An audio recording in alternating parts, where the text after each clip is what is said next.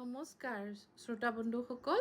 Astro ভেদাৱতীৰ আজিৰ এই খণ্ডটোলৈ আপোনালোক সকলোকে মই স্বাগতম জনাইছোঁ। আজি আমি বিষ ৰাশিৰ ওপৰত 2025 চনটো কি ধৰণে যাব বা তেওঁলোকে কেনেধৰণৰ ফলাফল লাভ কৰিব তাৰ এটা থুলমূল মই লৈ আহিছোঁ। থুলমূলকৈ মানে বুজাম আপোনালোকক। ডিটেইলছত জানিবৰ কাৰণে আপোনালোকে মোৰ নাম্বাৰছ দিয়া হ'ব, তাত কণ্টেক্ট কৰিব। আৰু এই ভিডিঅ'টিতে মই আপোনালোকলৈ ৰিমেডিজখিনি আগবঢ়াম আৰু আশা কৰোঁ এই ৰিমেডিজখিনি কৰাৰ পাছত আপোনালোকে মানে জোখতকৈ বেছি ভাল মানে আশানুৰূপ ফল আপোনালোকে লাভ কৰিব। গতিকে অকণো মিছ নোহোৱাকৈ ভিডিঅ'টি শেষলৈকে চাই থাকক। আৰু যিসকল জাতক জাতিকাৰ জন্মৰ ৰাশি বিষ ৰাশি হয় তেওঁলোকৰ লগত এই খণ্ডটি সংগতি খাইছে, তেওঁলোকে কাগজ কলম লৈ ভিডিঅ'টি চাবলৈ আৰম্ভ কৰক। আৰু লগতে যিসকলে মোৰ চেনেলটো ছাবস্ক্ৰাইব কৰা নাই তেখেতসকলৰ কাৰণে এইটোৱেই শুভ মুহূৰ্ত, মোৰ চেনেলটো ছাবস্ক্ৰাইব কৰক। আমাৰ অসমীয়া ভাই বন্ধুসকলৰ কাৰণে এষ্ট্ৰলজি বিষয়টো অতি সহজ ভাষাত মই উত্থাপন কৰিবলৈ লৈ আহিছোঁ আৰু ইয়াত জনকল্যাণৰ কাৰণেই বিশেষকৈ কৰা হৈছে, যাতে মানুহসকলে আমাৰ যিসকল আমাৰ গাঁৱৰ মহিলা পুৰুষ আছে তেওঁলোকৰ ঘৰ মানে সৰু সৰু চাবচোন, সৰু সৰু কথাত তেওঁলোকৰ মানে থাকি যায়, কিবা এটা লাইফত পোৱা নোপোৱাৰ মাজত থাকি যায়। সেইটো যাতে নহয়, সকলোৱে যাতে এটা সুখী লাইফ জীৱন যাপন কৰে, তাৰ কাৰণে মই এই ভিডিঅ'বোৰ মানে এষ্ট্ৰ ভেদাৱতী চেনেলটো মই খুলিছোঁ। গতিকে চাই থাকক, মই কৈ আছোঁ আপোনালোকে মনোযোগ দি চাই থাকক। বিষ ৰাশিৰ জাতক জাতিকাসকলে নিজৰ মানে কিবা এটা ষ্টাৰ্টআপ কৰিব পাৰে। তেওঁলোকৰ মাজত মানে তেওঁলোকৰ ৰিলেশ্যনশ্বিপত মিছআণ্ডাৰষ্টেণ্ডিং হ'ব পাৰে। তেওঁলোকৰ দেউতাকৰ স্বাস্থ্যৰ ছাডেন অৱনতি হ'ব পাৰে আৰু তেওঁলোকে ফাৰ্ষ্ট হাফটো মানে এই মানে জানুৱাৰীৰ পৰা জুন জুলাইলৈকে তেওঁলোকৰ খুব ভাল ফাইনেন্সিয়েলি, তেওঁলোকে একদম ৰকিং চিটুৱেশ্যনত থাকিব। কিন্তু আগষ্ট ছেপ্টেম্বৰ অক্টোবৰ নৱেম্বৰত অলপ কেয়াৰফুল থাকিব লাগিব। আৰু ডিচেম্বৰত পৰা তেওঁলোকৰ মানে ডিচেম্বৰ মাহটো তেওঁলোকৰ ভালেই যাব। চ' ক'বলৈ গ'লে ফাৰ্ষ্ট হাফটো একদম ৰকিং বিষ ৰাশিৰ কাৰণে, আৰু মই যিখিনি ৰিমেডিজ দিম সেইখিনি কৰাৰ পাছত আপোনালোকৰ ছেকেণ্ড হাফটো বহুত ভালেই যাব। বিষ ৰাশিৰ জাতক জাতিকাসকলৰ কেৰিয়াৰৰ ক্ষেত্ৰত ক'বলৈ গ'লে তেওঁলোকৰ আহিবলগীয়া 2025 চনটো খুবেই ভাল। তেওঁলোকৰ পাৰ্চনেল গ্ৰ'থ দেখা গৈছে, প্ৰফেশ্যনেল গ্ৰ'থ দেখা গৈছে, হয়তো তেওঁলোকৰ প্ৰমোশ্যনছ হ'ব পাৰে আৰু তেওঁলোকে মানে ছিনিয়ৰ কানেকশ্যনছৰ পৰা বহুত সহায় সহযোগিতা লাভ কৰিব। আৰু তেওঁলোকে কিন্তু এটা কথা দেই, নিজৰ যিখিনি মানে কলিগছ আছে বা লগৰীয়া আছে তেওঁলোকক কিন্তু মনৰ কথা নক'ব, তাৰ ফলত আপোনাৰ কিন্তু লোকচান হ'ব পাৰে। গতিকে সজাগ থাকক, নিজৰ মনৰ কথা আপুনি মনতে ৰাখিব যেতিয়ালৈকে কামটো ফুলফিল নহয়। মানে প্ৰফেশ্যনেল লাইফত আপোনাৰ সাংঘাতিক ৱৰ্কলোড দেখা গৈছে। গতিকে চাই চিতি কিছুমান কাম নকৰিলেও হয়, যিখিনি কাম আপুনি মানে নকৰিলেও হয় সেইখিনি আপুনি মানা কৰিবলৈ শিকিব, নহ'লে ৱৰ্কলোডৰ প্ৰেছাৰ আপোনাৰ কিন্তু দেখা গৈছে। যিহেতু বিষ ৰাশি আৰ্থ এলিমেণ্ট হয়, গতিকে বিজনেছ কৰা সকলে নিজৰ মনৰ যিটো উচ্চাকাংক্ষা সেইটো পুহি ৰাখক। জুলাইৰ পৰা ছেপ্টেম্বৰৰ ভিতৰত আপোনালোকে বিজনেছত খুব ভাল কৰিব। মই আকৌ এবাৰ সোঁৱৰাই দিছোঁ, ইজি মানিৰ ফালে নাযাব। কোনোবাই আপোনাক ভাল ৰিটাৰ্ণৰ মানে কথা কৈ পেলাই আপোনাৰ পৰা পইচা উলিয়াবলৈ চেষ্টা কৰিব পাৰে। ডাইৰেক্টলি ন' কৰি দিব, আপোনাৰ বিজনেছতে ভাল ইনকম দেখিবলৈ পোৱা গৈছে। বিজনেছত ছিষ্টেমেটিক হোৱাটো বহুত জৰুৰী। গতিকে আপোনালোকে এতিয়াৰ পৰাই, যিহেতু আৰু 2 মাহ আছে 2025লৈ, এতিয়াৰ পৰাই ছিষ্টেমেটিকেলি নিজৰ সকলো কাম নিৰহ নিপানীকৈ কৰিবলৈ শিকি লওক আৰু তাৰ পৰা আপোনাৰ আহিবলগীয়া 2025 চনত বহুত সুফল লাভ কৰিব পাৰিব। আৰু যিটো বিজনেছৰ শ্ল' ডাউন দেখিবলৈ পোৱা গৈছে সেইটো মোটামুটি কম হৈ পৰিব। বিষ ৰাশিৰ জাতক জাতিকাসকলে 2025 চনত নতুন কিবা স্কিল জনাৰ প্ৰতি ইচ্ছুক হ'ব আৰু এই ইচ্ছা আপোনাৰ জানুৱাৰী ফেব্ৰুৱাৰীৰ পৰা দেখিবলৈ পোৱা যায়। আৰু এপ্ৰিলৰ ভিতৰত তেওঁলোকে টেকনিকেল লাইনত মানে আপোনাৰ স্কিল ডেভেলপমেণ্টৰ ক্ষেত্ৰত হয়তো AI ৰিলেটেড হওক বা কিবা মানে স্কিলছৰ ৰিলেটেডেই হওক আপোনালোকে শিকিবলৈ চেষ্টা কৰিব। তাৰ পৰা আপোনালোকে বহুত জ্ঞান আহৰণ কৰা দেখা পোৱা যায় মানে আপোনালোকে এটা টেকনিকেল লাইনত শিক্ষা লোৱা দেখিবলৈ পোৱা গৈছে আৰু এইটো চাব আপোনালোকে জানুৱাৰী মানৰ পৰাই ইণ্টাৰেষ্ট দেখুৱাব 15 জানুৱাৰী মানৰ পৰাই আপোনালোকে হয়তো অনলাইন কিবা টেকনিকেল কোৰ্চত মানে অন্তৰ্ভুক্ত হৈ যাব আৰু মাৰ্চ এপ্ৰিলৰ ভিতৰত যিটো মই কৈছোঁ মাৰ্চ এপ্ৰিলৰ ভিতৰত আপোনালোকে সেই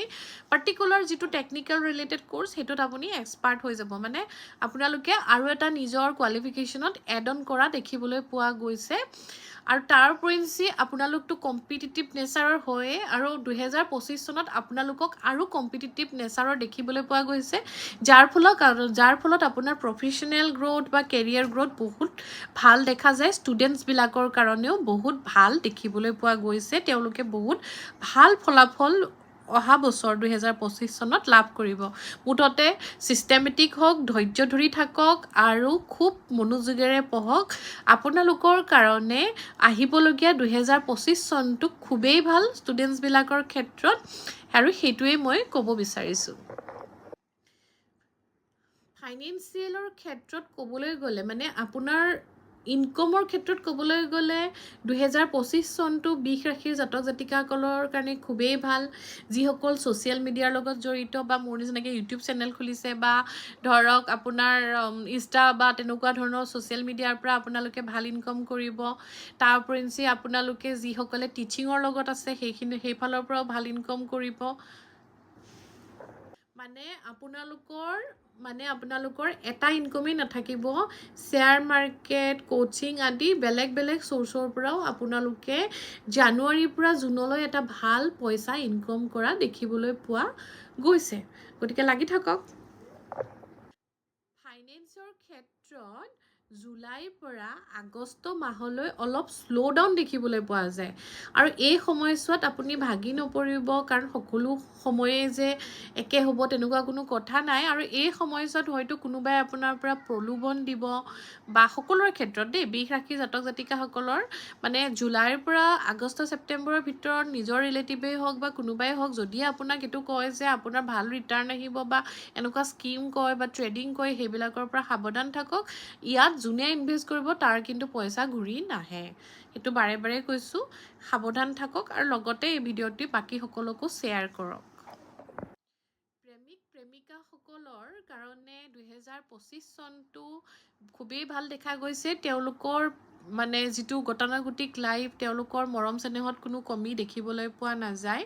যিসকল বিবাহিত দম্পতি যিসকল নতুনকৈ বিবাহিত দম্পতি তেওঁলোকে হয়তো ফেমিলি প্লেনিঙৰ কথা ভাবিব পাৰে 2025 চনত হয়তো বহুতে ফেমিলি প্লেনিঙৰ কথা ভাবিব পাৰে তেওঁলোকক খালি মোৰ এটাই সকিয়নি যে ফেমিলি প্লেনিং কৰাৰ আগতে তেওঁলোকে এজন ভাল এষ্ট্ৰলজাৰক দেখাই লওক কাৰণ কিছুমান বিষ ৰাশিৰ জাতক জাতিকাৰ ক্ষেত্ৰত মানে বেবীৰ ক্ষেত্ৰত কিছুমান ইছ্যুজ দেখিবলৈ পোৱা গৈছে গতিকে যদিহে আপোনাৰ একো ইছ্যুজ নাই বাচ্চাৰ ক্ষেত্ৰত তেতিয়াহে আপুনি আগবাঢ়ক নহ'লে কি হৈছে তাৰ কাৰণে হয়তো আপুনি গোটেই জীৱন চাফাৰ কৰিবলগীয়া হ'ব পাৰে যিসকল জাতক জাতিকা ছিংগুল আছে যাৰ লাইফত কোনো নাই তেওঁলোকৰ কিন্তু আগষ্ট মাহত কোনোবাই আহিব পাৰে আৰু ছাডেনলি মানে এটা লাভ এংগল আহি যাব যে আপুনি ভাবিবই নোৱাৰে কোইনচিডেণ্টলি যে মানুহজনক দেখি আছোঁ বা এই মানুহগৰাকীক দেখি আছোঁ তেওঁৰ লগত এটা মানে তেনেকুৱা লাভ ৰিলেশ্যনছ ডেভেলপ হ'ব পাৰে সেইটো কিন্তু আগষ্ট মাহত দেখিবলৈ পোৱা গৈছে গতিকে আপোনালোকে চাই থাকক হেল্থৰ ফালৰ পৰা ক'বলৈ গ'লে বিষ ৰাশিৰ জাতক জাতিকাসকলৰ 2025 চনটো নিজৰ খুব ভালেই যাব এপ্ৰিল মাহত হয়তো চকুৰ শ্ব'ল্ডাৰৰ পেইন হ'ব পাৰে বা টিথৰ ইছ্যুজ হ'ব পাৰে বা পেটৰ বিষ হ'ব পাৰে এইটোলৈ সাৱধান থাকক আপোনালোকৰ চিন্তা কৰিবলগীয়া বিষয়টো হৈছে যে আপোনালোকৰ দেউতাৰ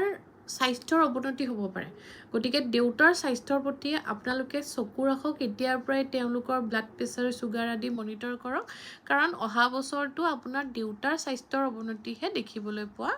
গৈছে আৰু লগতে আপোনালোকে নিজৰ খান পানৰ চকু দিয়ক এইটো মানে বেমাৰ আজাৰ নহ'লেও নিজৰ স্বাস্থ্যৰ প্ৰতি সজাগ থকাটো অতিশয় জৰুৰী অন্য এক ৰিমেডি হৈছে যে বিষ ৰাশিৰ জাতক জাতিকাসকলে 2025 চনটোত লাইট কালাৰ্ছ পৰিধান কৰক, কাৰণ আপোনালোকৰ মুড চুইংছ হ'ব পাৰে, যিহেতু মই ক'লোঁ ফেমিলিত কনফ্লিক্ট হ'ব পাৰে, গতিকে আপোনালোকে যিমান পাৰে পাতল কালাৰ যেনেকৈ বগা, গুলপীয়া, লাইট কালাৰ যিখিনি গ্ৰীণ, লাইট গ্ৰীণ, তো সেই কালাৰবোৰ ল'লে আপোনাৰ মেণ্টেল বেলেঞ্চ থাকিব, মেডিটেশ্যনছ কৰিব, আৰু লগতে আপোনালোকৰ যিখিনি মানে ফেমিলি কনফ্লিক্টছ আছে সেইখিনি হোৱাৰ আগতে আপোনালোকে সাৱধান হৈ যাওক, যিহেতু আপোনালোকে এই ভিডিঅ'টি চাইছে, আপোনালোকে আগতে গম পায়, চ' সেইটো হ'বলৈ নিদিব, সেইটো কৰিলে আপোনালোকৰ ভাল হয়। আৰু লগতে কি কৰিব, আপোনালোকে প্ৰতি সোমবাৰে শিৱৰ আৰাধনা কৰক, শিৱ দেৱতাক পূজা কৰক, ইয়াৰ পৰা আপোনাৰ মানসিক উন্নতি দেখিবলৈ পোৱা যায়। মানে শিৱ পূজাটো আপোনাৰ মনৰ শান্তিৰ কাৰণে কৰা হয় আৰু বহুত ধৰণৰ বেনিফিটো দেখিবলৈ পোৱা যায়। লগতে আপুনি লক্ষ্মী পূজাও কৰিব পাৰে, গডেছ লক্ষ্মীৰ আশীৰ্বাদ পালে আপোনাৰ ছেকেণ্ড হাফটো বিশেষ ধৰণে ভাল হৈ যাব। আপোনালোকৰ মে'ৰ পৰা জুনৰ ভিতৰত এটা মোটা মানে পৰিমাণৰ ধন আপোনালোকৰ হাতত আহিব, আৰু সেই মানে ক'বলৈ গ'লে সেই 2025 চনত সেইখিনিলৈকে জুনলৈকে আপোনালোকৰ ফাইনেন্সিয়েল কণ্ডিশ্যনছ খুব ভাল। জুলাইৰ পৰা ডিচেম্বৰলৈকে এই সময়ছোৱাত আপোনালোকে নিজৰ যিটো গ্ৰিডিনেছ যে মোক আৰু লাগে সেইটো নানিব, কেয়াৰফুলি ইনভেষ্ট কৰিব, পৰাপক্ষত মানে কুল থাকিব, তেতিয়া আপোনালোকৰ গোটেই বছৰটোৱে ভাল হ'ব। আৰু লগতে আপোনালোকে কি কৰিব যে ছেপ্টেম্বৰ মাহত আপোনালোকৰ লাইফত এটা আনএক্সপেক্টেড কিবা ভাল ঘটনা ঘটিব। মানে ছেপ্টেম্বৰ মাহত এনেকুৱা যে যিটো আপুনি আশা কৰা নাই, যিটোৰ কথা আপুনি ভবাও নাই, তেনেকুৱা এটা ঘটনা আপোনাৰ লাইফত আহিব, আৰু সেইটো লৈ আপুনি খুব হেপ্পী হ'ব, মানে চবৰে ভাল হ'ব। মানে চবেই কি হ'ব, কিবা এটাৰ কথা ভবা নাছিলে, তেনেকুৱা এটা আনএক্সপেক্টেড গেইন তেওঁলোকে লাভ কৰা দেখিবলৈ গৈছে। গতিকে এইটো কথা ছাৰপ্ৰাইজে থাকক, আপোনালোকৰ কি লাভ কৰিব আপোনালোকে মোক কমেণ্ট কৰিবলৈ নাপাহৰিব, আৰু মই আপোনালোকৰ কমেণ্ট পঢ়ি ভাল পাম।